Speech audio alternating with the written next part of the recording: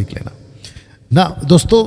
मैं रोमियो की किताब उसका 10वां अध्याय वचन 1 से आपके बीच में रखना शुरू करूंगा, ठीक है ना। आइए पहले पढ़ते हैं क्या क्या, और मैंने आपके लिए पूरा रख दिया है। आइए उसको पढ़ते हैं। लिखा है कि हे भाइयों, मेरे मन की अभिलाषा और उनके ब्रैकेट में जूविश, उनके लिए परमेश्वर से मेरी प्रार्थना है कि वे उद्धार पाए। पहली बात, यीशु की धार्मिकता से उद्धार पाए। यीशु की धार्मिकता मैं रखूंगा आगे, ब्रैकेट में मैंने रखा यीशु धार्मिकता से, या यीशु के धार्मिकता से, इनफैक्ट ये आना चाहिए कि वे उद्धार पाए। तो इसका मतलब क्या है? यहूदियों के पास में मूसा का तोरा होने के बावजूद, इजरायलियों के पास में मूसा का तोरा होने के बावजूद पौलुस कह रहा है कि मेरे मन की इच्छा, मेरे मन की अभिलाषा, दूसरा कहता है प्रार्थना कि वे उद्धार पाए। मैं बहुत साफ शब्दों में कह देना चाहता हूं, चाहे यहूदी हो, इजरायली हो, फिलिस्तीन हो, विश्व का हिंदू, मुस्लिम, बौद्धिस्ट, पारसी, क्रिश्चियन जो भी है, खुद को इंसान जो कहता है, उसका उद्धार जीते जी यीशु की धार्मिकता से अगर नहीं होता है, बिल्कुल साफ लाइन है, वो अपना अनंत काल का जीवन आत्मा में खो बैठेगा। कहां? हेडीज, माफ करना, गहना में, यानी कि हेल, HELL, जिसका दूसरा शब्द है गहना, अनंत काल के लिए खो बैठेगा। उसमें इजरायली भी आ गए, जूविश भी आ गए, यही तो कह रहा है, देख लीजिए। कहता है, वापस पढ़ दे रहा हूं, कहता है हे भाइयों, मेरे मन की अभिलाषा और उनके ब्रैकेट में जूविश के लिए परमेश्वर से प्रार्थना है कि वे उद्धार पाए।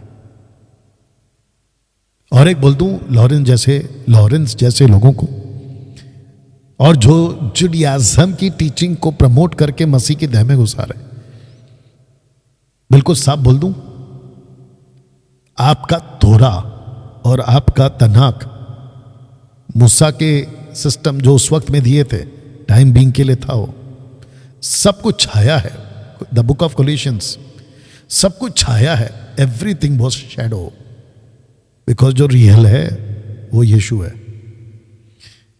अगर आपके पास तोरा है, आपके पास जो भी रिचुअल्स है, उससे आपका कोई उद्धार नहीं हो सकता। परमेश्वर के इंच भर भी धार्मिकता के नजदीक नहीं आ सकते, सिंपल। लेकिन इसी 10 के 9 और 10 में पौलुस कहता है, इसी किताब के 10 के 9 और 10 में, यदि तुम अपने मुंह से और अपने दिल से विश्वास कर लो कि यीशु मसीह प्रभु है, अदोनाय केरियोस, LORD, लॉर्ड है, आपका उद्धार हो जाता है और आप शिफ्ट हो जाते हैं उस धार्मिकता से मसीह की धार्मिकता की तरफ, उस सुसमाचार से मसीह के सुसमाचार में शिफ्ट हो जाते हैं। यह है आपका 10 का 1 का पहला निचोड़। अब आते दूसरे वचन पर, क्योंकि मैं उनकी, जूविश की, गवाही देता हूं कि उनको, जूविश को, इजरायलियों को, परमेश्वर के लिए धुन तो रहती है, ऐसी धुन की मैं आपको क्या बताऊं। यीशु कहता है कि इनको इतनी धुन है कि परमेश्वर के वजह से पागलपन में लोगों का कत्ल तक कर देंगे, और जब कत्ल कर देंगे तो उनको ऐसा लग रहा होगा कत्ल करते वक्त में कि हम प्रभु का काम कर रहे हैं। इतनी धुन है उनको। लेकिन पौलुस कहता है कि धुन तो रहती है, परंतु बुद्धिमानी के साथ नहीं। जब बुद्धिमानी की बात आई तो मैंने बगल में बैल रख दिया, बुद्धि बैल। अब आप पता लगा लो कि ऐसे लोग सिर्फ लॉरेंस ही नहीं है, काफी लोग हैं जो बैल बुद्धि है, परंतु बुद्धिमानी के साथ नहीं। इंग्लिश में लिखा है, they have a zeal for God but not according to understand और अंडरस्टैंडिंग। सोच के देखिए आप, धुन है, ऐसा धुन किस काम का, क्या परमेश्वर की धार्मिकता कोई नहीं पहचान। अभी रखेंगे आगे। वचन 3 को पढ़ते हैं, क्योंकि वे यानी कि इजरायली यहूदी परमेश्वर की धार्मिकता से अनजान होकर अपनी धार्मिकता स्थापना करने का यत्न करके परमेश्वर के धार्मिकता के अधीन नहीं हुए। मैंने एम्ब्रेला रखा है, देखिए छतरी रखा है, नीचे देख लीजिए, under the umbrella of righteousness of God. Yeshu के धार्मिकता के छतरी के नीचे वो लोग नहीं आना चाह रहे थे। Wow, you understand? और ये सिलसिला आज भी चल रहा है। एक होती है खुद की धार्मिकता, एक होती है मसीह की धार्मिकता, परमेश्वर पिता की धार्मिकता। आधीन नहीं हुए। वचन 4, क्योंकि हर एक विश्वास करने वाले के लिए, अब जरा ध्यान से सुनना, तुम जैसे लॉरेंस वालों टाइप वालों और यहूदीवाद को प्रमोट करने वालों, टीचिंग की बात कर रहा हूं, क्योंकि हर एक विश्वास करने वाले के लिए धार्मिकता के निमित्त, for the sake of righteousness, धार्मिकता के निमित्त जूइश और जेंटाइल्स, मसीह व्यवस्था का अंत है। वाह, लॉरेंस जैसे लोग क्या कर रहे हैं, कहते हैं कि यीशु यहूदी है और आपको यहूदीवाद को, कल्चर को अपनाना होगा। मैं रखूंगा कि पौलुस क्या नाम दे रहा है। अगर किसी के पास में लॉरेंस का नंबर है या उसके आसपास के लोग अगर उसको जानते तो प्लीज कॉल करिए और उसको जल्दी बुलाइए कि जो आपने कल स्टेटमेंट बोला था लॉरेंस जी कि जीसस यहूदी है, उसके ऊपर डैनियल राज आपको जवाब दे रहे हैं। ये एक वीडियो अलग से होगा उसके लिए, उन जैसों के लिए भी। मैसियानिक जूइश आपको भी सीखना है, जो मसीह समाज है उनको भी सीखना है, और ये जो उठपटांग हरकत करते भी रखूंगा फोटो कि पौलुस उनको क्या नाम दे रहा, उनको भी बात को समझना। वचन 4 को मैं फिर पढ़ने जा रहा हूं, बहुत जबरदस्त है। लिखा है कि क्योंकि हर एक विश्वास करने वाले के लिए, वो चाहे जूइश हो या जेंटाइल हो, इसलिए मैंने ब्रैकेट में डाल दिया, हर एक विश्वास करने वाले के लिए धार्मिकता के निमित्त। कौन सी धार्मिकता? पिता की धार्मिकता। कौन सी धार्मिकता? वचन 1 में लिखा जिससे आपका उद्धार हो सके, उस धार्मिकता के निमित्त। अब जरा ध्यान से सुनो, मसीह, यहां पे यीशु क्यों नहीं लिखा?